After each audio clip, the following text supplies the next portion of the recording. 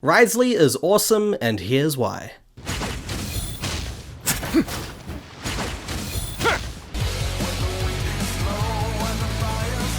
I'm just kidding. Greetings, you wonderful people of the internet. I hope you've all been having a great day, and welcome to another Genshin Impact discussion video. So my boy Wriothesley, the very first Cryo Catalyst character, has finally dropped, and I have to say he is an absolute joy to play. He feels like a fighting game character with full combo strings, ending with a power dunk which you can link into a charge attack Shoryuken. Now, as a fighting game fan, this was a big plus for me. I really enjoy being up close and personal when it comes to combat in Genshin, and Wriothesley really scratches that itch. Now let me be clear, I know that as a character, Wriothesley is not game-changing. There is that whole debate about whether he's good or not with or without C1, but that's not the point of this video.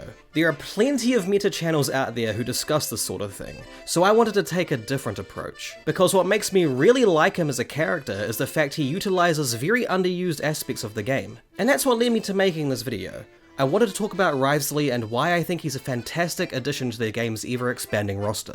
Have you ever seen these stickers on my back? Do me a favor and take them off.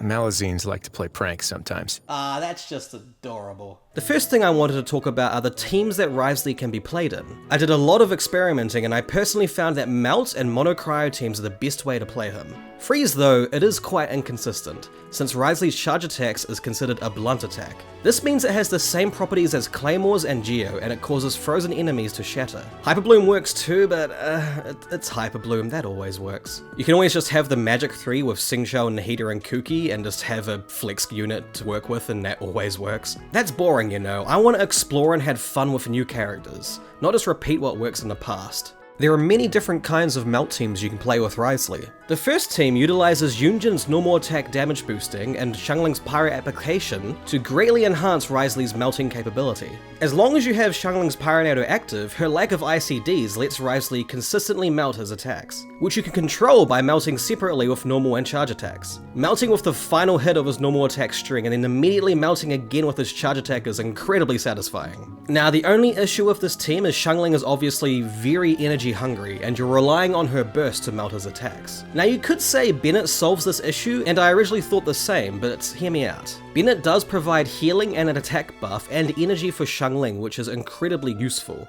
But the fact that Wriothesley does move a lot as he attacks isn't the best for him. When you're fighting multiple enemies without a CC, he always ends up outside of Bennett's circle. This team does still work, but I find it best against stationary opponents like bosses. But this brings me to my next team. Instead of using Bennett, I really like to use Jean with him. Jean provides Viridescent Venomous Shred, and her healing field keeps his HP topped up, which is incredibly useful for Wriothesley. Also, her field is much larger than Bennett, so Wriothesley has more room to move. Now, Jean is a character I have not played in a very long time and is definitely underplayed among the community. So the fact that she is good with Wriothesley is incredibly refreshing. And the fact that having a healer in your team, especially if you're C0, is mandatory. His skill stops boosting his damage if his HP falls below 50%, so you want to keep him topped up.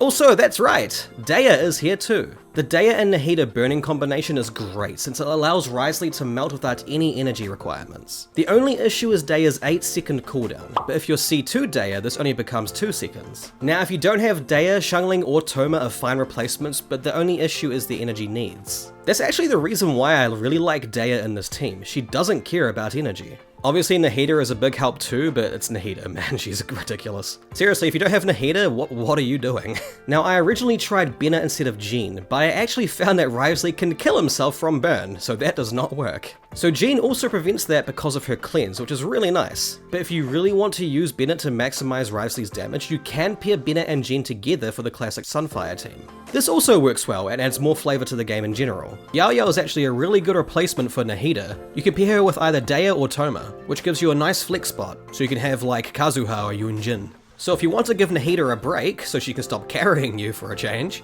Yao Yao is a really good option too. Clouds high, the birds come. Stay put. Check this out. Here's backup. Way now.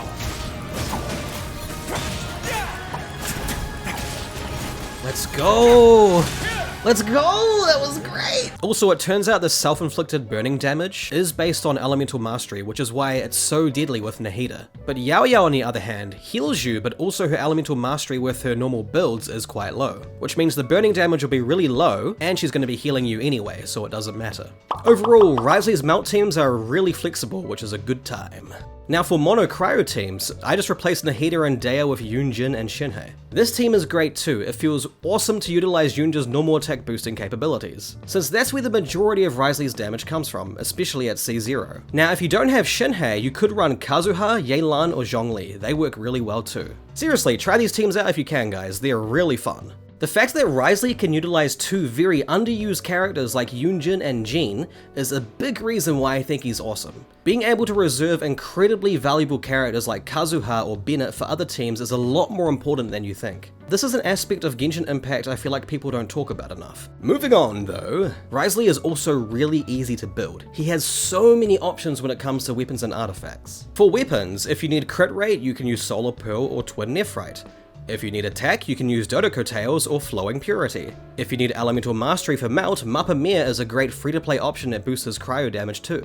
And if you're low on crit damage, there's always the Widsith too, which is a great versatile option. So many weapons work on him, and you can adjust what you need depending on what your artifact substats roll on. I gave mine Skyward Atlas since he needed the attack and a passive suits him really nicely. I've been sitting on this thing for like 2 years, so it's great to finally get some use out of it. Thanks, Dana Banner. The 4-piece, I can't pronounce that, Hunter set is definitely his best in slot artifact set. But even if you don't have a good 4-piece set, you can always use a 2-piece attack boosting or 2-piece Blizzard Strayer. 4-piece Shimenawa works too. The fact he is flexible with builds, utilizes underused characters and weapons is incredibly valuable. Either way, what do you guys think of Wriothesley? Did you pull for him? Does he meet your expectations? Did you try to get C1? Let me know in the comments below. Oh, and hit that subscribe button if you haven't already. Thank you so much for watching, and I'll see you guys all in the next one.